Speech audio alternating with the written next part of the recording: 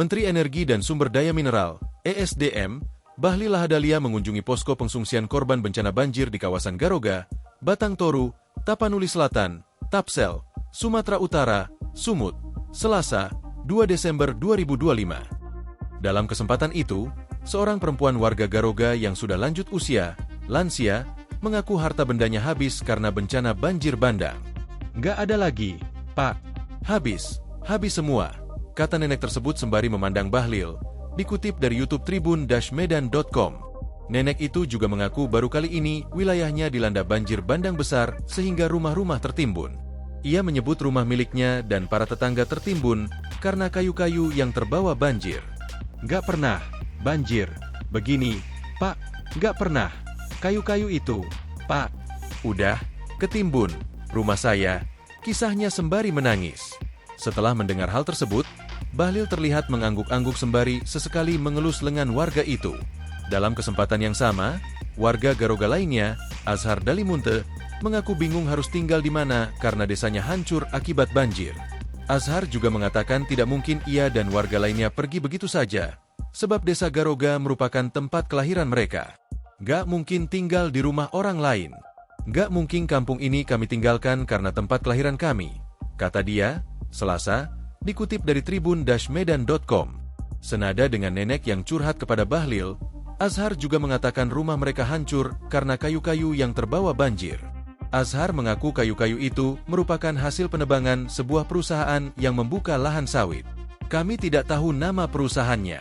Penebangan pohon katanya untuk lahan plasma sawit di gunung sana. Infonya kami dapat setelah kejadian banjir," ungkap Azhar. Hingga Rabu, 3 Desember 2025, pagi, jumlah korban jiwa akibat banjir bandang di Aceh, Sumut, dan Sumatera Barat, Sumbar, sudah bertambah menjadi 753 orang. Sementara itu, korban hilang masih dalam pencarian berjumlah 650 jiwa dan luka-luka 2.600 jiwa. Sebanyak 3.600 rumah dilaporkan rusak berat dan 2.100 lainnya rusak ringan. Untuk jumlah pengungsi, di Aceh mencapai 1,5 juta warga, Sumut 538.000 warga, dan Sumbar 106.200 warga. Pengakuan dosa Bahlil.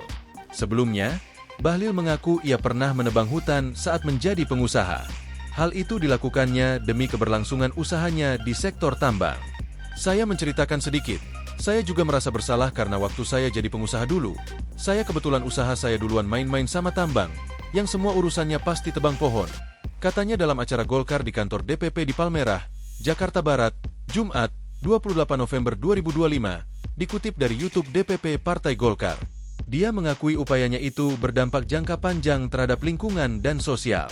Termasuk, kata dia, bencana longsor dan banjir akibat penggundulan hutan. Hal ini yang terjadi, penebangan hutan, karena longsor, karena penggundulan hutan. Banjir juga mengalami hal yang sama, ujarnya.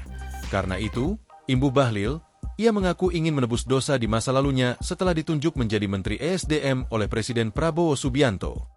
Sebagai gantinya, ia mengklaim telah menata ulang aturan izin hingga proses penambangan agar lebih ramah lingkungan seperti pembuatan analisis mengenai dampak lingkungan hidup, AMDAL.